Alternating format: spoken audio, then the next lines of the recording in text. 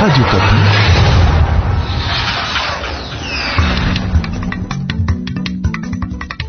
Au sommaire de ce journal, la ville de Mweneditu est encore morose ce dimanche matin. Une nouvelle présence des présumés miliciens du chef coutumier Kamwina Sapou a obligé les habitants à se terrer dans leur maison. Le gouverneur de province appelle la population au calme. Vous entendrez Patrice Kamanda dans ce journal. Une maladie apparentée à la peste porcine africaine décime les porcs dans la chefferie des Andisoma en Ituri. Les autorités coutumières locales plaident pour l'intervention des services compétents pour l'éradication de la maladie. Puis au sud Kivu, les casques bleus pakistanais de la MONUSCO ont formé près de 90 jeunes du territoire des Kabaré aux différents métiers pour leur prise en charge. C'est dans le cadre de l'harmonisation des relations avec les communautés, a souligné le chef de bureau de la MONUSCO Bukavu. Voilà pour les titres.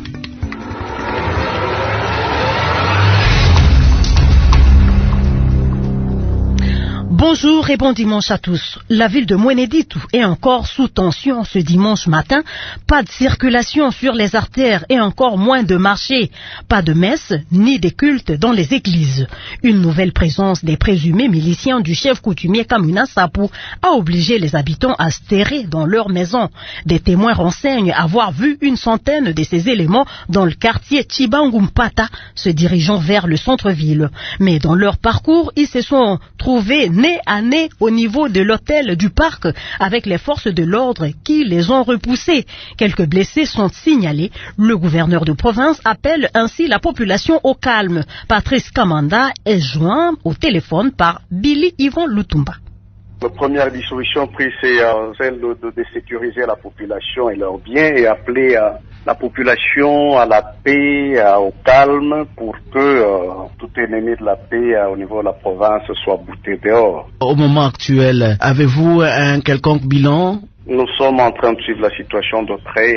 Dès qu'il y aura un bilan, nous ne manquerons pas de vous donner des indications pour ça. Mais ce que nous voulons, c'est profiter de votre antenne pour appeler encore une fois la population à la paix. La province de Lomami a toujours cultivé la paix. Et nous ne comprenons pas la justification de cette incursion. Nous voulons ici faire appel aux hommes de Dieu pour qu'ils s'élèvent dans la prière afin que la paix revienne sur toute l'étendue de la province, et spécialement dans la ville de Mweneditu. Monsieur le gouverneur, et quelle est la situation aujourd'hui dimanche sur place à Mweneditu ? Il y a un calme précaire. La situation est en train d'être suivie par les hommes, mais les opérations continuent encore. La population va librement à ses occupations. Quand on vous parle de calme précaire, c'est que les activités ne peuvent pas se dérouler comme à l'accoutumée. Nous vous disons merci, monsieur le gouverneur. C'est à moi de vous remercier, oui. 25 étudiants du grand séminaire de Malolé au Kasaï central sont arrivés hier samedi à Mbujimaï. La MONUSCO a facilité leur évacuation par hélicoptère après une requête introduite à l'antenne de Mbujimaï par Monseigneur Emmanuel Bernard Kassanda, évêque du diocèse de Mbujimaï. Pour rappel, il y a plus ou moins 2 semaines, des individus se réclamant de la milice du chef Kamwina Sapou se sont attaqués au grand séminaire de Malolé, causant d'innombrables dégâts. Les occupants du grand séminaire se sont dispersés. Ceux de Kananga sont rentrés chez eux. Les 25 étudiants venus du diocèse de Mbujimaï étaient bloqués à Kananga. Impossible de voyager par route suite à la présence de la milice dans les localités se trouvant sur la route Kananga-Mbujimaï. Une nouvelle vague de déplacés venus des Manono est enregistrée dans les localités de Dikulunchi et Kilwa en territoire des Pueto et à Kinkonja dans le territoire des Bukama. Selon le bulletin d'information OCHA publié ce jeudi, ce sont au total près de 4000 personnes enregistrées dans ces localités. Ces déplacés ont fui le conflit intercommunautaire entre les Toa et les Luba dans le territoire de Manono. De son côté, l'ONG Action Mieux-être, une structure basée à Bukama, confirme la présence des 30 ménages des déplacés dans la chefferie de Kinkonja et ils sont sans assistance. Yumba Kitwa, coordonnateur de l'ONG Action Mieux-être, est joint au téléphone par Denise Mayo Moissi. Je pense que avec le service de DGM et celui de l'ANER ainsi que le chef de chefferie de Kinkonja, nous ont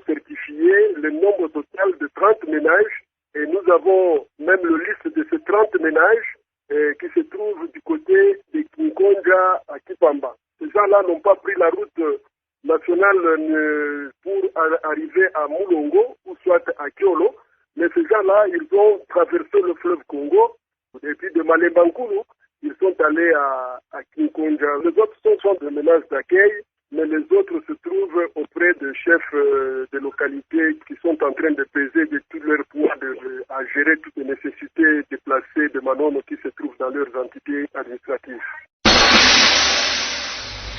En Ituri, une maladie apparentée à la peste porcine africaine décime depuis plus d'une semaine les porcs dans la chefferie des Andisoma, à 45 km au sud-ouest de Bunia.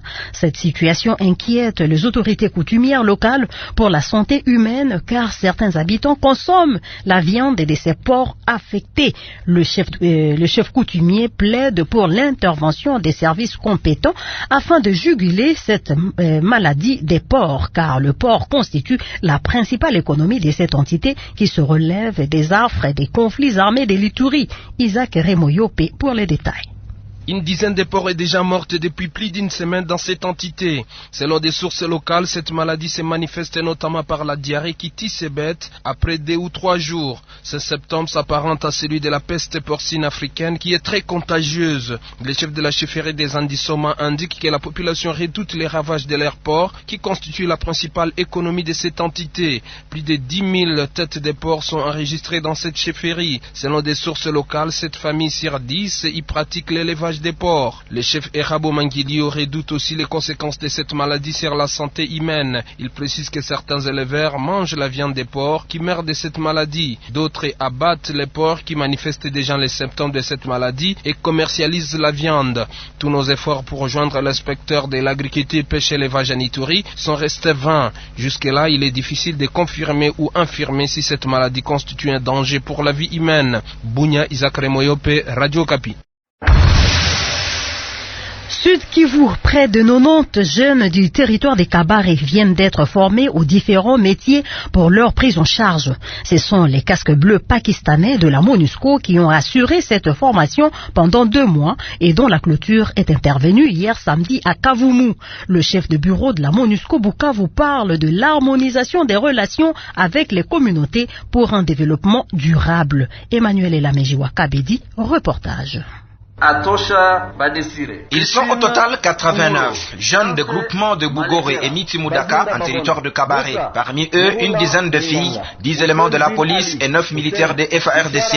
Ils ont suivi la formation en mécanique, menuiserie, maçonnerie et électricité. Les formateurs, ce sont les casques bleus du contingent pakistanais de la MONUSCO Bukavu, Major Imad Rahim. Ladies and gentlemen, à part les autres efforts de maintien de la paix, le PACBAT 2 rend ses services pour rendre capable la jeunesse de Kabare à être autonome en leur transmettant des connaissances techniques. Pour le chef de bureau de la MONUSCO Bukavu, cette formation vient consolider les relations entre la mission onusienne et les communautés de Kabare. Charles Frisby. Ceci est un effort additionnel pour donner quelque chose vers la communauté, pour répondre aux besoins et pour renforcer tous les efforts de développement. Et aux lauréats de dire leur reconnaissance, vu que telle formation professionnelle est rare au Sud Kivu, où la plupart des jeunes, par manque de métier, se recrutent dans les rangs des groupes armés. On a appris la mécanique, plus que l'important c'est parce que vous savez dans la vie, il faut se former. Nous remercions la MONUSCO, nous remercions le gouvernement congolais qui avait voulu aussi que la MONUSCO puisse organiser ça. De retour de Kavumu,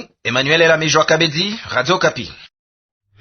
En Mbuji-Mayi, les agents et fonctionnaires de l'administration publique dénoncent des retenues sur leur salaire par la Banque commerciale du Congo, succursale de Mbuji-Mayi. Selon eux, chaque mois, des montants allant des 2 000 à 20 000 francs congolais sont soustraits de leur enveloppe sans aucune explication plausible. Ils sollicitent l'implication de l'autorité provinciale dans ce dossier. Chris Mukand. Au bâtiment administratif de la fonction publique, on peut voir afficher au mur des messages de dénonciation de la retenue sur les salaires que pratiquerait la BCDC, Banque commerciale du Congo. Sur ces mêmes affiches, on trouve la menace d'organiser une marche pacifique au cas où la solution ne serait pas trouvée.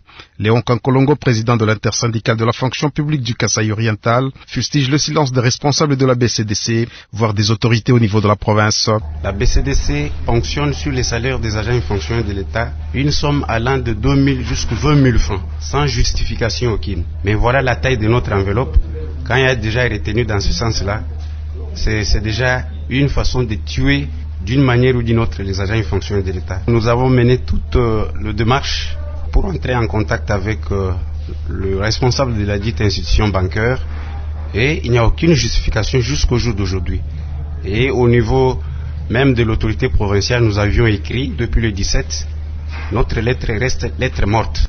À la Banque commerciale du Congo, l'on regrette le manque de sincérité dans le chef de ses fonctionnaires.